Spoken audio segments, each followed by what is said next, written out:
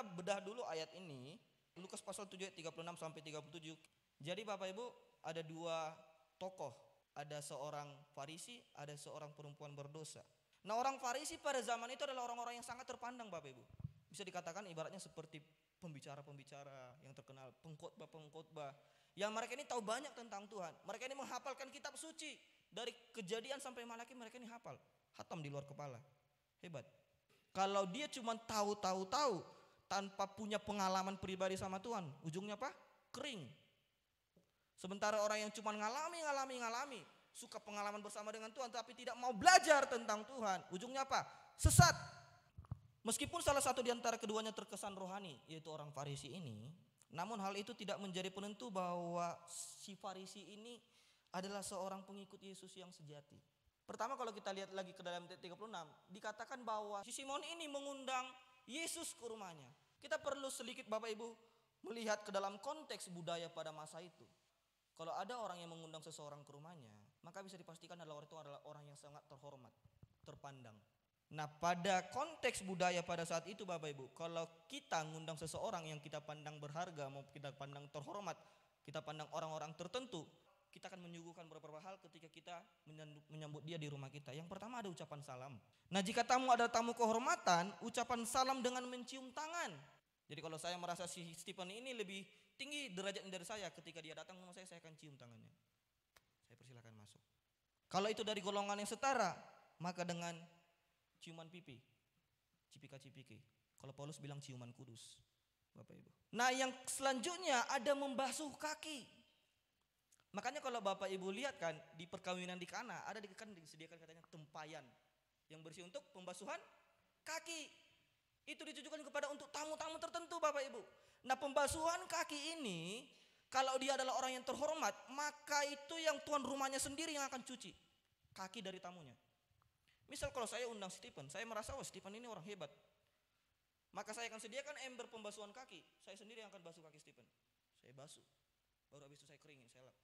Kalau dia dari golongan yang setara, sederajat, maka dia akan suruh pembantunya basuh kakinya. Tetapi Bapak Ibu kita perhatikan bahwa Yesus mengatakan bahwa ternyata si Simon ini dia undang Yesus. Dia menganggap Yesus sebagai orang yang terpandang, tapi apa? Dia tidak lakukan semuanya ini. Dengan kata lain, sebenarnya si Simon ini sedang melakukan penghinaan terhadap Yesus. Orang yang katanya tahu banyak tentang Tuhan, orang yang katanya tahu banyak tentang firman, menghafalkan ayat suci dari dulu saudara, mempelajari tentang nubuatan Tuhan akan kedatangan Tuhan Yesus. Tapi apa yang terjadi? Dia tidak kenal siapa pribadi yang sedang berdiri di hadapannya. Sehingga apa yang terjadi? Dia mengabaikan Yesus. Bukankah hal itu yang sering terjadi sama kita Bapak Ibu? Kita merasa kita tahu banyak tentang Tuhan. Saudara merasa tahu banyak tentang firman Tuhan, merasa tahu banyak tentang Alkitab.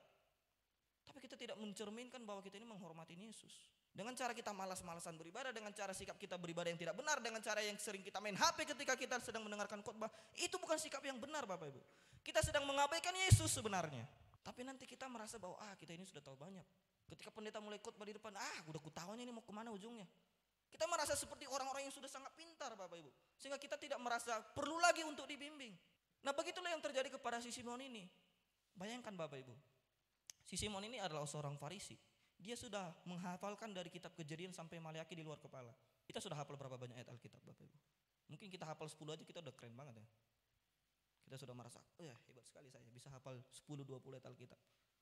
Ini si Simon menghafalkan dari kitab Kejadian sampai Malaki Bapak Ibu. Dia menghafalkan ratusan nubuatan akan kedatangan Tuhan yang akan turun ke dalam dunia ini.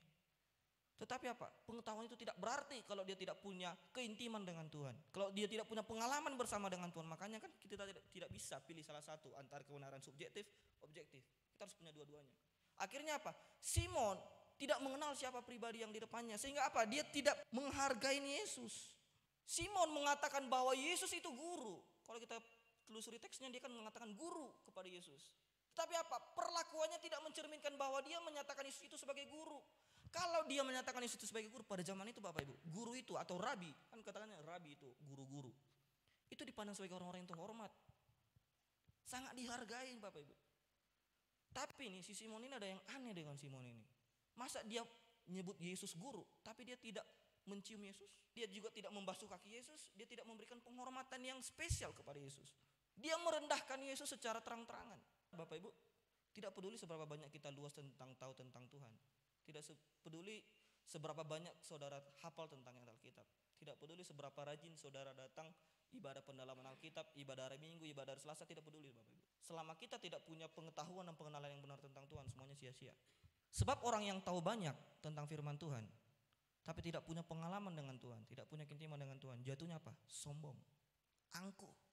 Kalau kita belajar kemarin dari Selasa, seperti itulah Paulus.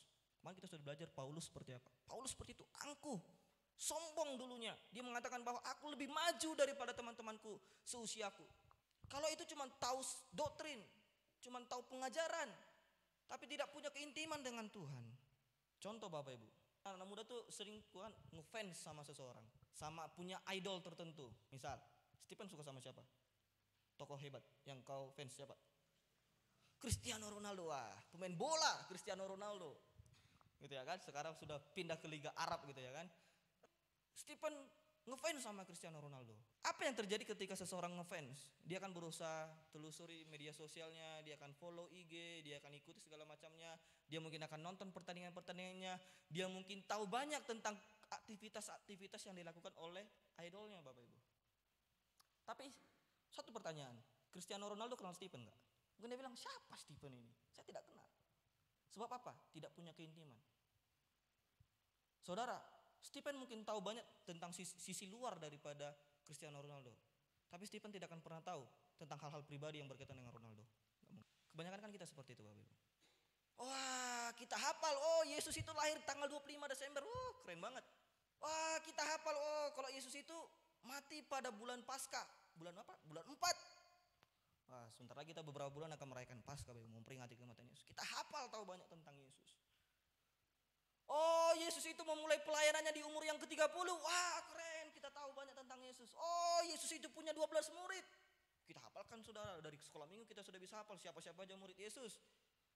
Wah, kita tahu umur berapa Yesus mati. Di umurnya yang ke-33 Yesus mati. Oh, kita tahu banyak. Tetapi kita tidak kenal tentang Yesus. Kita tidak punya hubungan pribadi dengan dia. Sehingga kita sering mengabaikan Yesus Bapak Ibu. Mari coba kita pertanyakan sama diri kita sendiri. Jangan dulu kita langsung merasa sudah kenal dengan Yesus.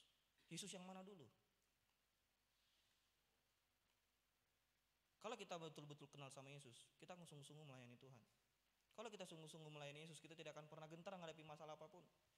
Kalau kita sungguh-sungguh kenal sama Yesus, kita akan berani melangkah Bapak Ibu.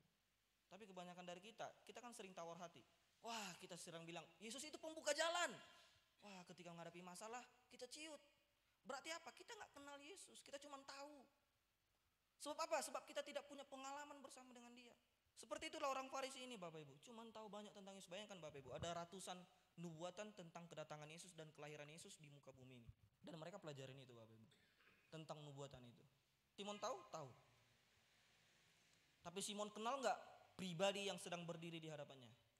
Dia gak kenal. Seandainya Simon kenal pribadi yang berdiri di hadapannya, dia pasti akan melakukan Yesus dengan sangat-sangat spesial. Pengabaian yang sering kita lakukan terhadap Yesus menunjukkan bahwa kita ini tidak mengenal Yesus dengan sempurna. Kita cacat dalam logika mengenal Tuhan.